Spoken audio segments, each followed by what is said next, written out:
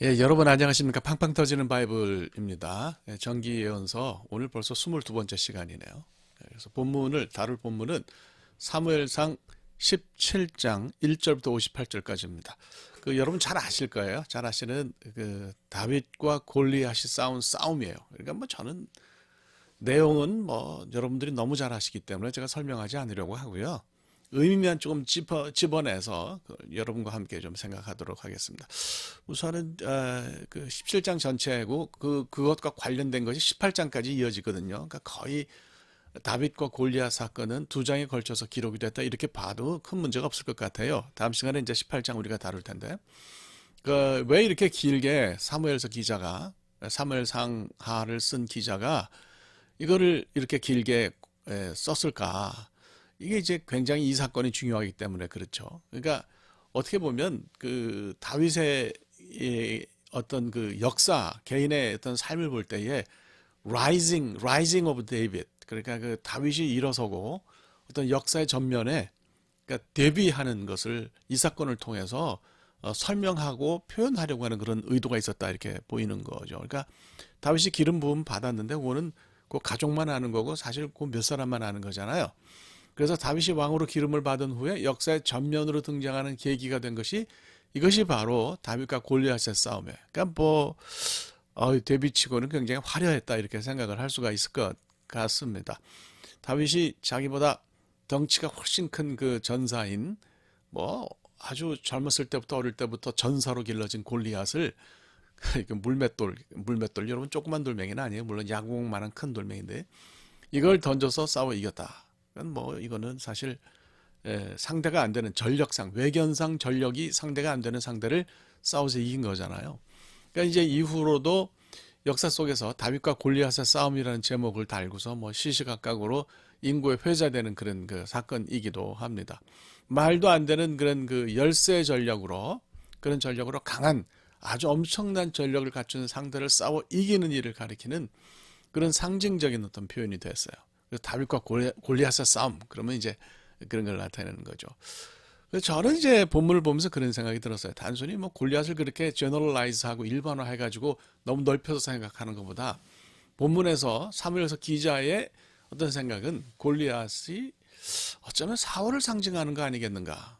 저는 이게 이제 포인트라고 생각하죠. 그러니까 다윗은 뭐 그 당시 시골 베들레헴의 소년이에요. 지금은 사실 예루살렘하고 베들레헴하고 붙어 있어요.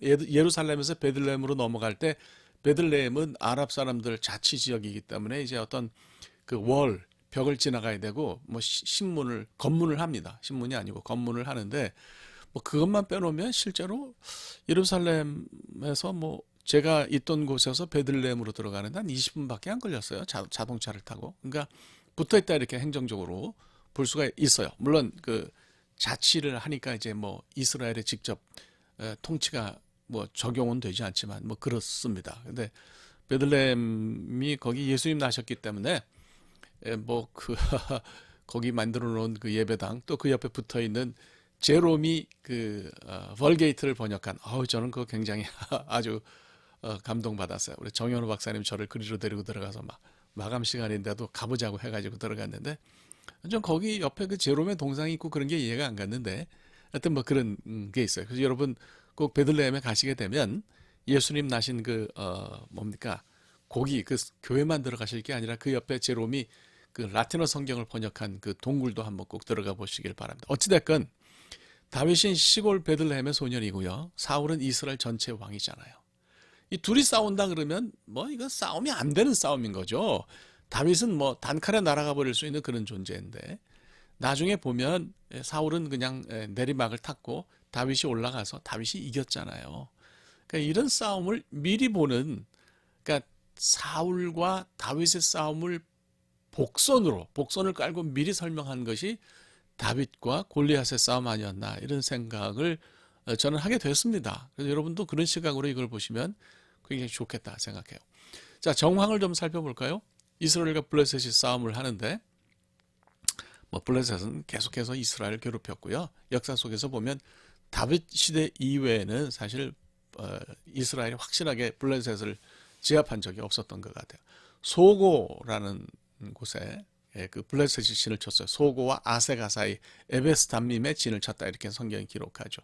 그리고 이제 그 이스라엘은 엘라 골짜기에 이렇게 진을 쳤어요. 그래서 이제 싸움이 시작이 됐는데 골리앗이 등장하죠. 이게 이제 이 전쟁은 고대 싸움의 전형적인 모습을 보여줍니다. 그러니까 장수가 이기면은 장수가 상대편에 그러니까 서로 대표적인 장수가 나와서 싸움을 해가지고 그 장수가 이기면 전쟁의 승패가 결정나는 그런 고대 싸움의 모습이 여기도 이제 등장을 하는데 골리앗이 졌기 때문에 나중에 전력으로 볼 때 블레셋이 더 강했지만은 이스라엘이 뭐 그때 무기도 없었어요 이스라엘은. 근데 이스라엘이 이겼다고 하는 것이 바로 이런 싸움의 성격을 말해준다고 봅니다. 골리앗은 가드 사람이에요. 나중에 다윗이 사울을 피해서 가드로 가는 모습이 나오는데 참 역사 아이러니하다 싶은 생각이 들고요. 그는 그때 가서 더 여러분에게 자세하게 설명하겠습니다. 머리에 노투구를 썼어요. 노투구라 그러지만 실제로 이제 발굴되는 블레셋 사람들의 투구를 보면 굉장히 화려하지만 윗부분이 비어 있는 거예요. 윗부분이 그러니까 꽃 같은 거로 노수로 이렇게 둥글게 하고 윗부분은 꽃 같은 거로 이렇게 장식을 해서 화려하지만 비어 있어요. 그러니까 다윗이 여러분 그 오해하시면 안 되는 거예요. 노투구를 뒤집어 썼는데 거기를 돌이 때려가지고 그래서 골리앗이 쓰러진 건 아니고요. 실제로 비어 있는 노수로 가려지지 않은 꽃으로 되어 있는 그 부분을 그 다윗의 물맷돌이 강타했다 이렇게 보시면 얼마든지 그것이 가능했다 이렇게 볼 수가 있는 거죠. 어쨌든 머리에 노투구를 썼고요. 몸에 비늘 갑옷을 입었다 그랬어요. 비늘 갑옷이라는 것은 그 옛날에 그 뭐 쇠나 놋 같은 것으로 갑옷을 전체 딱딱하게 하나로 만들면 움직일 수가 없으니까 그것을 비늘 모양으로 작게 이렇게 해서 연결한 그러니까 수공예 품이죠. 뭐 그런 갑옷을 입었는데 무게가 5,000세겔이라 그래서 엄청나게 무거운데 그걸 견뎌내는 것도 뭐 힘든 거죠. 다리에 놋 각반을 찼고요. 어깨에 놋 단창을 들었다. 어깨에 창을 맸는데 창자루는 배틀 같다 그러니까 굉장히 크다는 걸 창자루가 굉장히 크고 묵직했다 뭐 이런 걸 의미하는 거겠죠. 그런 표현이겠죠. 창날은 철 600세겔이라 그랬어요. 그리고 그 방패를 든 사람이 앞에서 옛날에 그 보면은 이제 그 장수가 나설 때 방패를 든 사람이 앞에서 이렇게 방어하고 그러는 사람이 있거든요. 그러니까 대표적인 블레셋의 어떤 장수의 모습을 가지고 있었다 이렇게 볼 수가 있어요. 다윗은 어땠냐? 군복과 갑옷과 칼이 다 맞지를 않았어요. 그래서 벗어버리고 목동의 모습으로 전쟁에 나갔죠. 물맷돌을 던져서 골리앗을 이겼는데 지금도 베두인 목동들이 사용하는 물맷돌을 보면 야구공 많아요. 말씀드렸지만 이걸로 짐승이 맞으면 뼈가 부러지는 거고요. 아무리 골리앗이라고 해도 머리를 이렇게 강타하면 노시 없는 부분에 맞았으면 뭐 쓰러지는 게 당연하겠다 이렇게 생각해요. 그래서 이 다윗이 이제 그렇게 해서 골리앗과 대적했는데요. 저는 두 가지를 생각합니다. 첫째는 뭐냐면 다윗이 골리앗을 이긴 단 하나의 이유는 골리앗을 본 것이 아니라 하나님을 봤기 때문이에요. 제가 이제 이 부분 하여튼 제가 뭐 묵상 가이드를 쓰면서 이게 매주 이렇게 페이스북에 묵상 가이드를 하나씩 끊어서 올리는데 거기에 좋은 그림을 발견해서 거기 이런 문장이 있어요. The giant in front of you.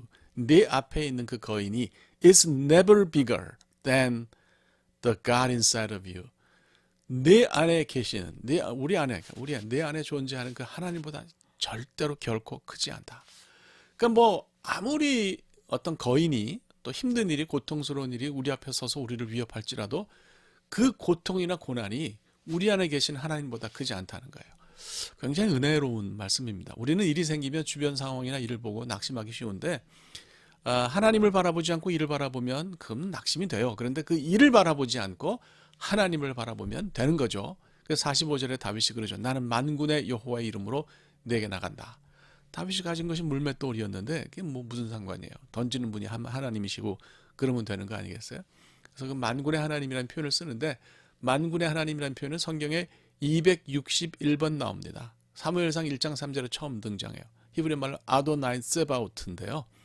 이걸 영어로 Lord of Host라고 번역해서 호스트는 군대를 뜻하죠. 군대 하나님. 그래서 NIV 성경 같은 걸 보면 Lord Almighty라고 그렇게 번역했는데 뭐 복잡하게 생각하는 것보다도 천하만국 군대의 하나님이세요. 그러니까 무력의 하나님입니다. 힘이 있으신 하나님. 그러니까 뭐 그 하나님 믿으면 우리가 무서워할 필요가 없겠다 이렇게 생각하죠. 두 번째로는 우리가 만약 일이 아니라 그 하나님을 바라보면 하나님이 일하세요. 어떤 목사님이 이거 가지고 설교하는데 재밌게 설교하시더라고요. 돌을 휙 하고 다윗이 던졌는데 이마까지는 다윗의 힘으로 날아갔고 그 다음에는 하나님이 그 돌을 손가락으로 쑥 눌러서 때렸다고 예, 그렇게 해석을 하더라고요. 저는 뭐 그것도 굉장히 좋다고 봅니다. 역사를 하나님이 움직이세요. 그분이 일하시면 골리앗 아니라 그보다 더 큰 존재도 무너뜨릴 수 있다고 생각합니다. 그래서 우리가 살면서 맨날 하는 얘기지만 하나님 역사를 좀 믿을 필요가 있어요. 하나님 역사를 믿으면 가능하다 이렇게 저는 생각합니다. 예, 두 가지. 하나는 상황을 보지 말고 하나님을 보라. 두 번째로 하나님을 보면 하나님이 일하신다. 예, 오늘 이렇게 하면 될 것 같습니다. 여기까지 하도록 하겠습니다. 감사합니다.